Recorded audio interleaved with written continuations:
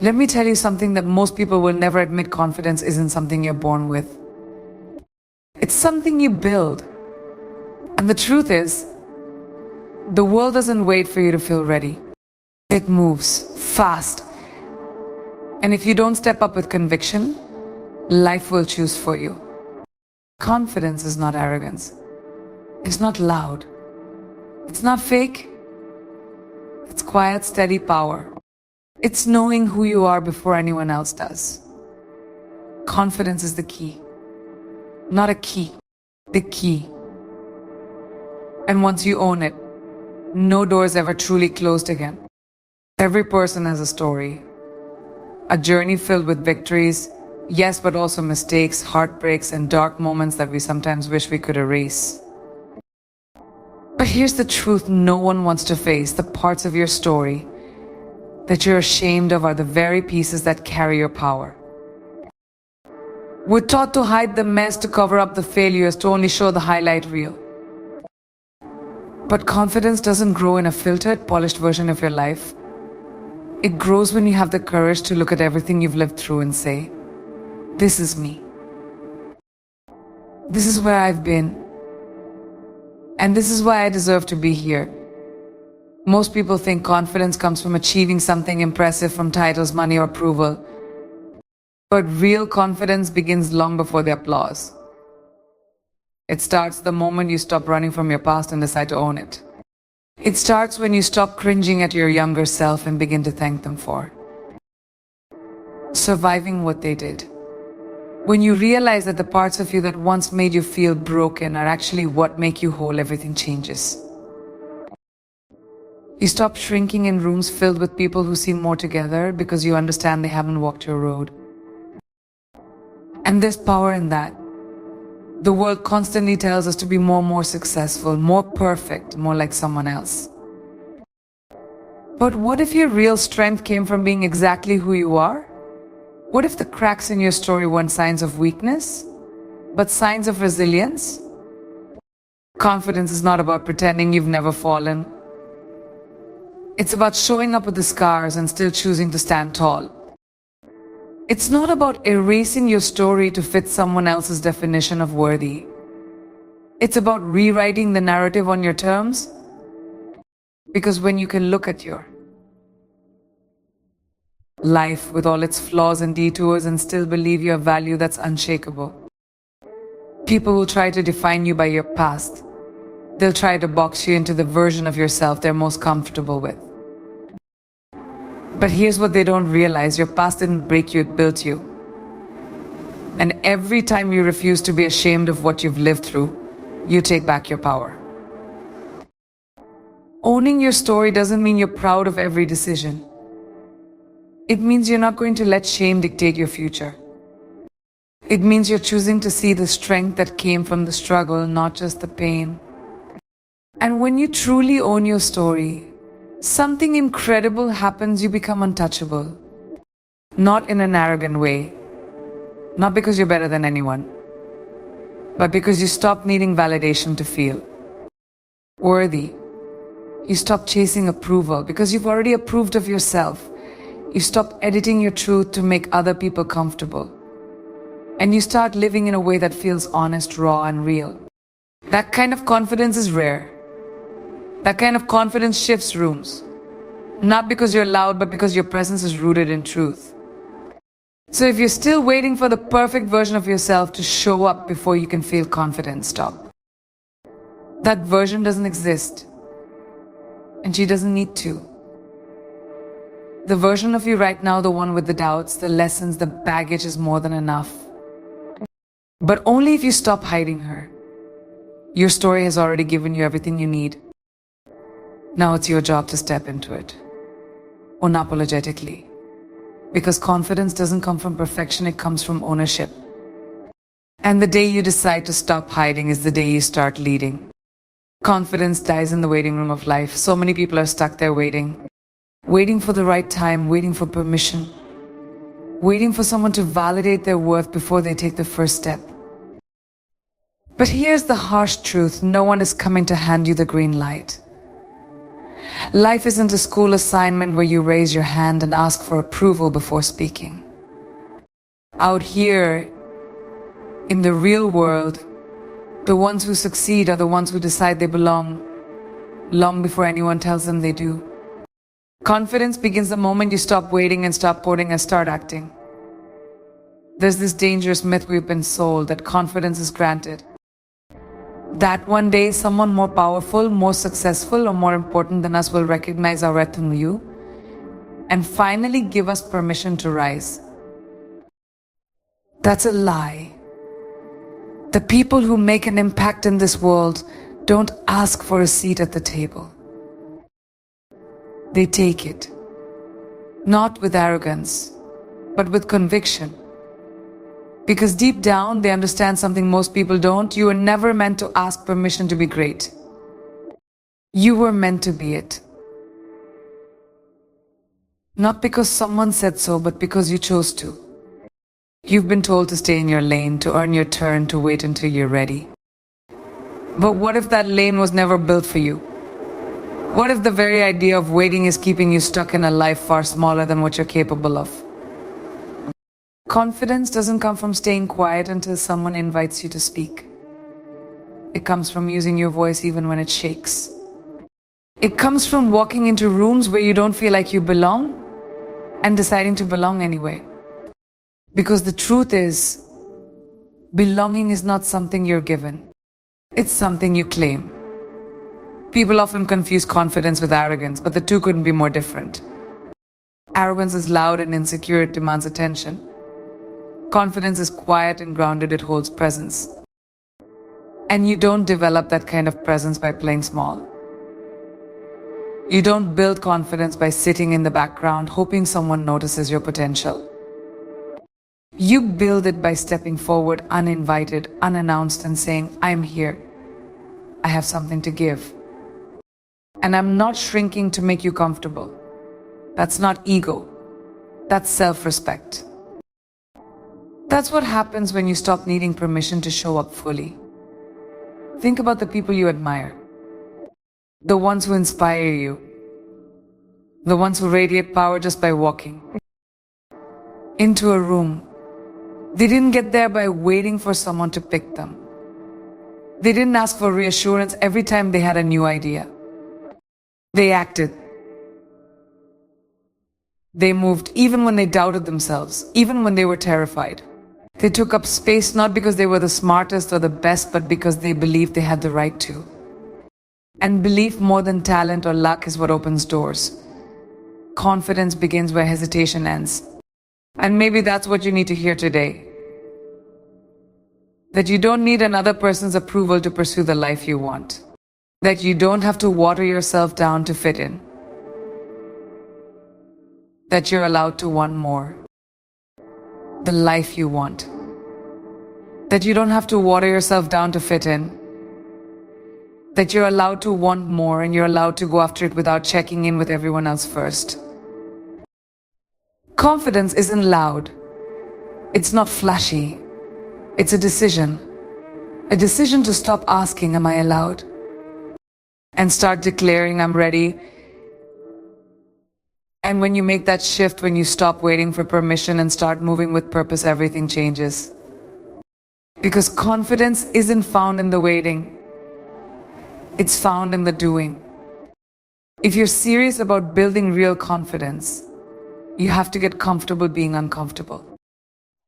That's not a slogan, it's a requirement. Too many people are waiting for fear to disappear before they act. They think confidence will magically arrive once everything feels safe, certain, and controlled. But the truth, confidence does grow in comfort zones of dare. Growth and fear are twins. They show up together. Every time you feel that tightening in your chest, that voice whispering you're not ready, that's the exact moment you need to lean in. Because discomfort isn't a warning sign, it's a signal you're on the edge of becoming more. We've been trained to avoid anything that feels uncertain. Stay where it's familiar. Don't take risks. Don't raise your voice unless you're sure you won't be judged.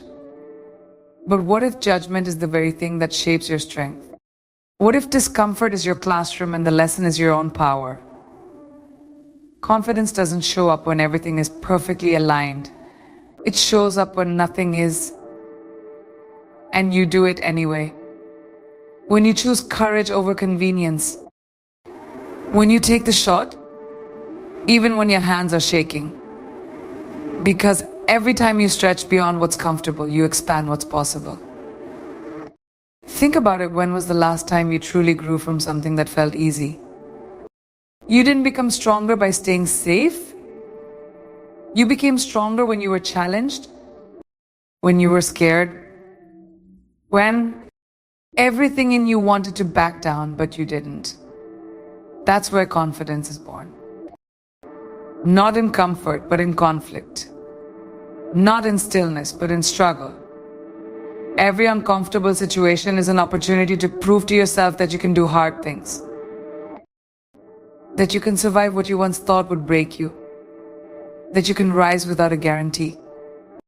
And yes, it's going to be awkward. It's going to be messy. You might stumble. You might say the wrong thing. You might fail in front of people. But guess what? That's exactly how confidence is built. Through exposure. You don't become fearless by avoiding fear. You become fearless by walking through it over and over until it loses its power. Every time you show up when it's hard, every time you push through the discomfort, you're teaching your brain, I can handle this. That's how strength is earned. Not in theory. In action. You've probably heard the phrase, feel the fear and do it anyway. But that's not just a motivational quote, it's a strategy. Because the fear doesn't go away. The difference between someone who's confident and someone who's stuck isn't that one feels less fear, it's that one chooses to move anyway. The confident person has learned to treat discomfort as a companion, not an enemy. They expect it. They welcome it. And in doing so, they take their power back. They stop waiting for life to be easy and they start becoming the kind of person who can handle the hard things. So if you're sitting there waiting for the fear to disappear before you speak up, before you try, before you step forward, understand this. Fear is part of the process. Discomfort is the gate you walk through to meet your potential. And confidence. It's what you find on the other side of that gate. But you'll never access it if you keep playing it safe. If you keep tiptoeing through life, hoping to avoid pain, you'll also avoid purpose. So lean in. Get uncomfortable. Because every time you do it, something no one can take from you. True, unshakable confidence. The loudest voice in your life isn't coming from the outside, it's the one in your head. That internal dialogue, that constant stream of thoughts running on repeat, is shaping how you see yourself, what you believe you deserve, and how far you're willing to go. Most people never realize it, but your inner voice is either your greatest ally or your worst enemy. And if you've spent years criticizing yourself, doubting your worth, or replaying every mistake, that voice has turned into a cage. Confidence doesn't start with a new job, a new body, or a new relationship. It starts with rewriting that voice. You can't speak power into the world if your internal language is rooted in shame. So many people walk around dressed in success but filled with insecurity.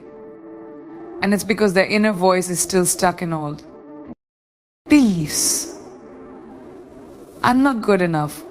What if I fail? They're better than me. Sound familiar? That's not humility, that's programming. And until you confront it, you'll always feel like you're chasing validation just to feel whole. Confidence requires a conscious, deliberate decision to change the way you speak to yourself when no one's listening. Because what you rehearse privately becomes how you perform publicly. Start paying attention to your self-talk. Not just when things are going well, but especially when they're falling apart. Are you speaking to yourself with compassion? Or are you tearing yourself down before the world even gets the chance? Your mind believes what it hears consistently. So if you're feeding it with doubt, every single day, don't be surprised when confidence feels out of reach. You can't insult yourself into greatness. You can't bully yourself into brilliance. Confidence is not built through self-punishment, it's built through self-respect. That doesn't mean lying to yourself or pretending everything's fine when it's not. It means choosing truth over toxicity. Yes, be honest. Own your flaws. Acknowledge your mistakes. But do it with the same grace you would offer someone you love. That's the shift. Instead of saying, I always screw things up, say I made a mistake and I'm learning from it. Instead of thinking, I'm not smart enough, say I'm growing and I'm figuring it out. This isn't delusion, it's discipline. It's training your mind to support your growth instead of sabotaging it. Confidence doesn't come from pretending you're perfect. It comes from building a relationship with yourself that is rooted in truth, accountability, and belief. And just like any relationship, it requires consistency. You don't build a strong inner voice overnight. You do it moment by moment, day by day, by choosing better thoughts even when the old ones feel louder. Every time you choose to reframe a limiting belief, you're laying a brick in the foundation of real, lasting confidence. Your inner world creates your outer experience. And when your thoughts are aligned with strength, your actions follow. Confidence isn't just about how you feel, it's about how you show up. And the truth is, you teach people how to treat you by the way you treat yourself. Every time you lower your standards, every time you bite your tongue to keep the peace, every time you say yes when your soul is screaming no, you're sending a message. Not just to others, but to yourself. You're telling the world what you believe you deserve. Confidence is built in those moments when you decide you're no longer available for anything less than respect, starting with how you respect yourself. People often think confidence is about having a loud voice or a bold personality, but it's so much deeper than that. Confidence is quiet integrity. It's holding boundaries even when it makes others uncomfortable. It's walking away from situations that don't align with your values, even when it costs you something. And let's be honest, sometimes it will cost you relationships, opportunities, approval. But here's the powerful part. What you gain is worth far more. You gain self-respect. You gain clarity. You gain a deep knowing that you are no longer abandoning yourself just to belong. Setting boundaries doesn't mean you're difficult. It means you're clear. It means you understand your worth and you're no longer negotiating it. That's what confident people do.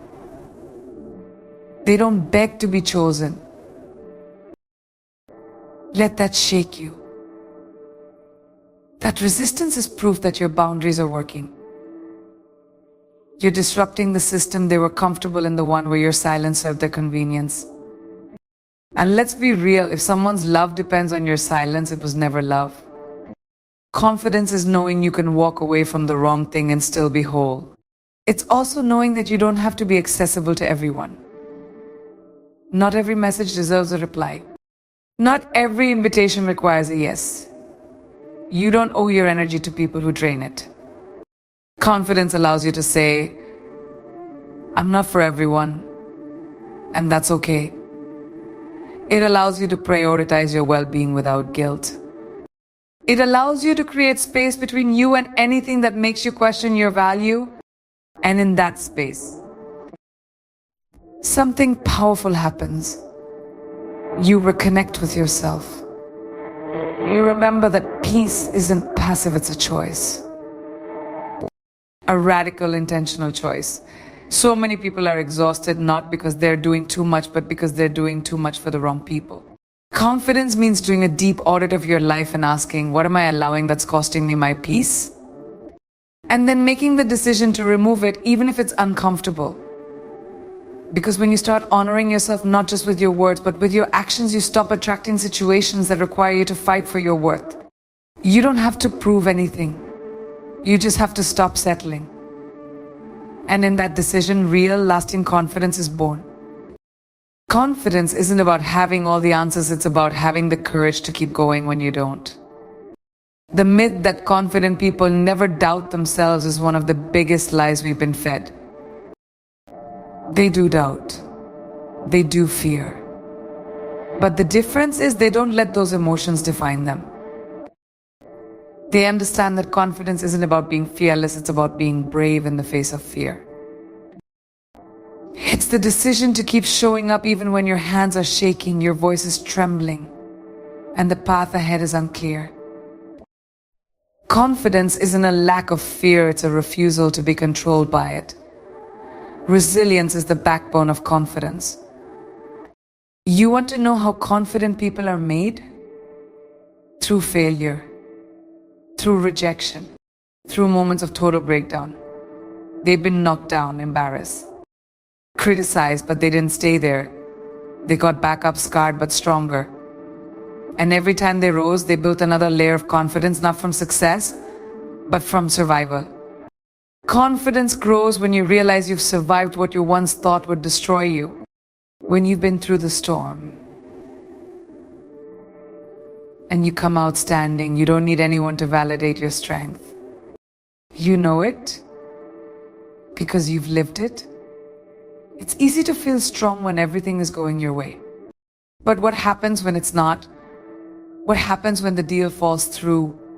When the person leaves, when life hits you in the gut with no warning? That's the moment your confidence is tested. And that's where resilience becomes your foundation. Confident people aren't confident because life has been easy for them. They're confident because they built an identity around their ability to adapt, to rebuild, to come back. Their confidence isn't built on perfection, it's built on persistence. This world will try to convince you that you're only as good as your last win. That your worth depends on your achievements, your appearance, your status. But confidence rooted in external validation is fragile. It crumbles the moment you face failure. Real confidence is internal. It's knowing that even when you fail, even when you fall short, you're still worthy, still valuable, still enough. It's the ability to separate who you are from what you do. That's not weakness, that's power. Because when your identity is grounded in resilience, you stop chasing approval and start owning your truth. Confidence also requires grace. Grace for the moments you mess up. Grace for the parts of you that are still healing. Grace for the times when your strength isn't loud but quiet. Sometimes confidence looks like walking into the room with your head held high. And sometimes it looks like staying in, protecting your peace and whispering to yourself, I'm doing the best I can. That's the part no one sees, the internal war that builds real strength. Confidence isn't always loud.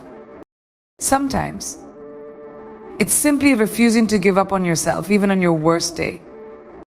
The most powerful people you'll ever meet aren't the ones who've never failed, they're the ones who kept. You stop chasing approval and start owning your truth. Confidence also requires grace. Grace for the moments you mess up. Grace for the parts of you that are still healing. Grace for the times when your strength isn't loud but quiet. Sometimes confidence looks like walking into the room with your head held high. And sometimes it looks like staying in, protecting your peace and whispering to yourself, I'm doing the best I can. That's the part no one sees, the internal war that builds real strength. Confidence isn't always loud. Sometimes it's simply refusing to give up on yourself, even on your worst day. The most powerful people you'll ever meet aren't the ones who've never failed, they're the ones who kept. So here's the truth, confidence is not something you're born with, it's something you build. Brick by brick. Choice by choice. Every time you speak up instead of staying silent. Every time you rise after falling. Every time you choose to believe in yourself, especially when no one else does.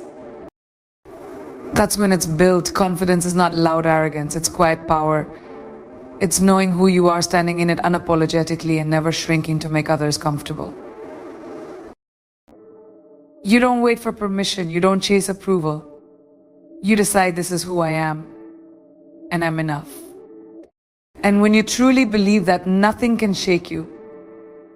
Not the failure, not the doubt, not the noise.